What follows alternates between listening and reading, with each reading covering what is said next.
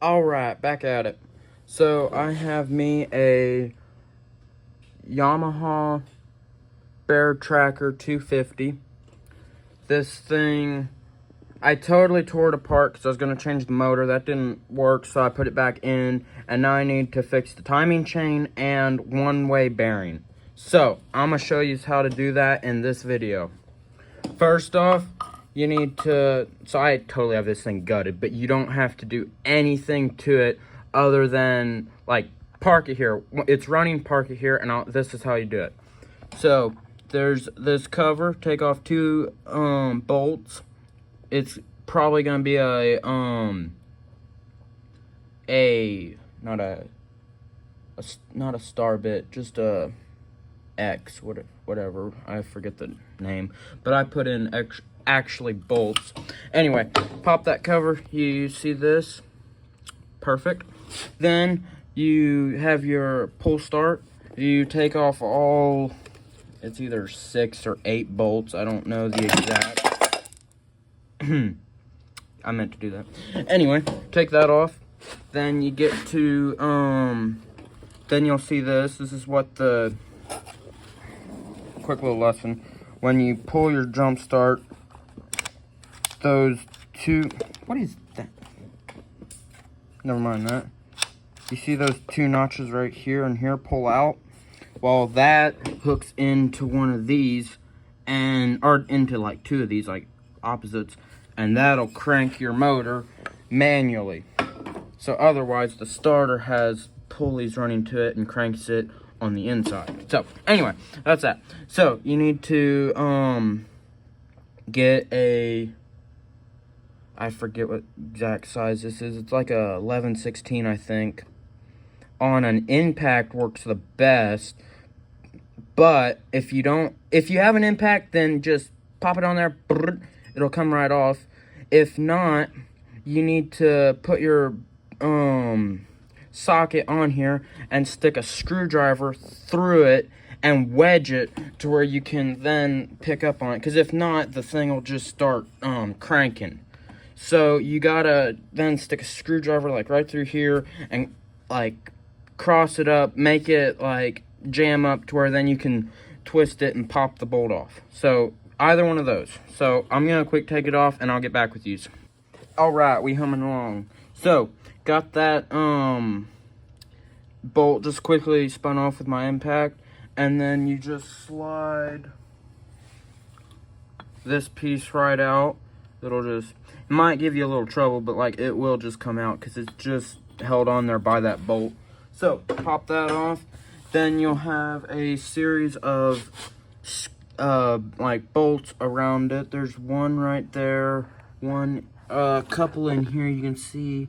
Boom, boom, dun, dun. And then one in there, one there, and one right there, and one there. I don't know if I said that or not. So just unscrew those. I don't pull them out. I mean, if you had a magnet and just wanted to so you don't lose them, depends like if you're working on dirt or something. But I'll just leave them in there. And then the whole thing, there's normally oil, but it already drained out of the motor because I had this thing off. You can just boom, and like that, thing pulls off. Right there's your magneto, fun word. Right here is your pulleys, your whole pulley system. Okay, right there is the I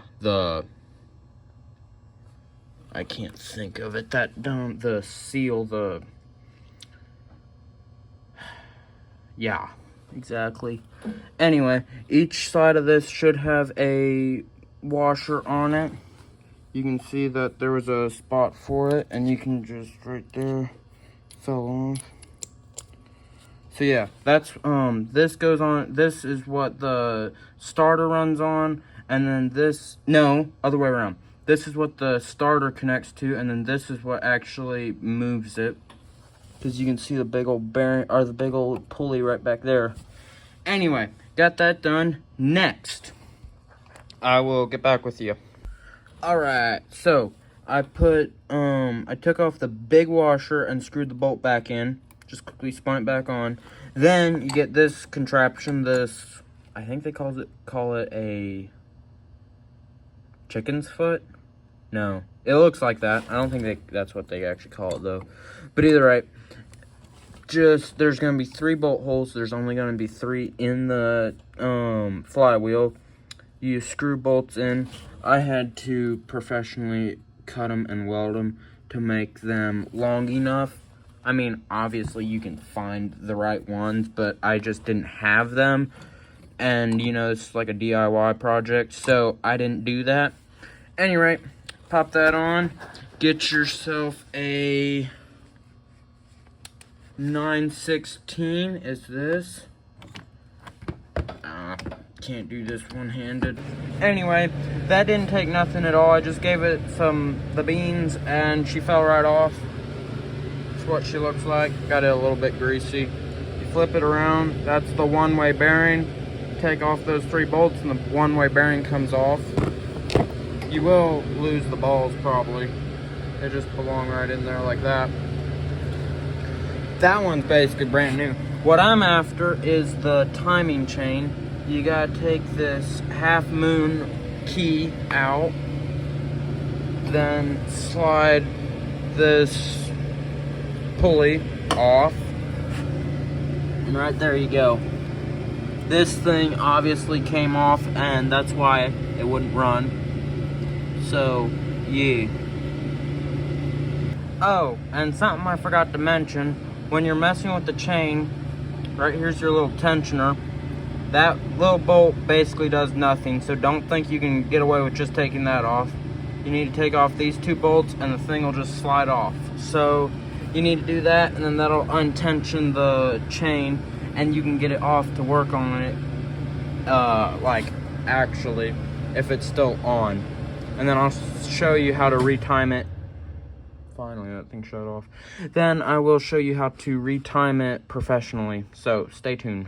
Okie dokie, so got the chain pulled out. Now, to properly set it, yeah, you gotta set that. Oh no, hope if I'd show it right there, and then that needs to be corresponding. Then down here, you see that little notch right there.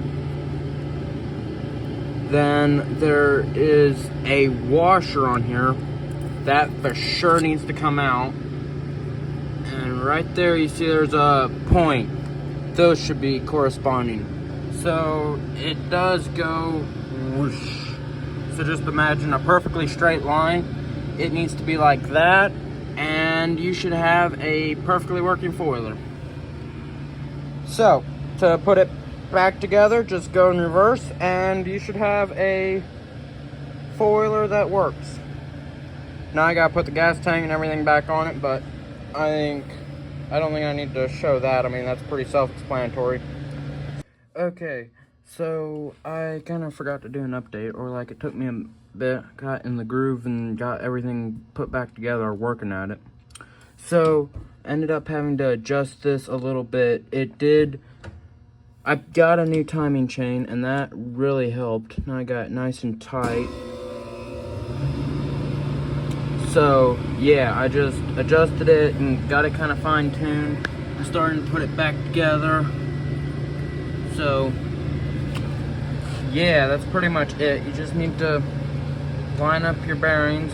The chain is tight enough that I had to quick take off this bolt and bring it out, and then pop my cogs to where it needed to be to get it in line, and then just pop it back on. It has that little key right there to where like it'll go on in the same way, but I had to get it off to loosen the chain to get it on and to get it correct, like, you know what I'm saying? So anyway, I'm just working at putting it all back together, and yeah, just gotta put the balls back into the bearing, or yeah, just slide them back into there. I use my knife and slide that back into the hole and then pop the ball in and let it out. And then just gotta be really easy and try to get it on there without them falling off. It might take you a few attempts, I don't know. I mean, it does for me. So, yeah, I hope this helped, and yeah, if there's more to come, well, I will film it if I can. So, yeah, thanks for watching, guys.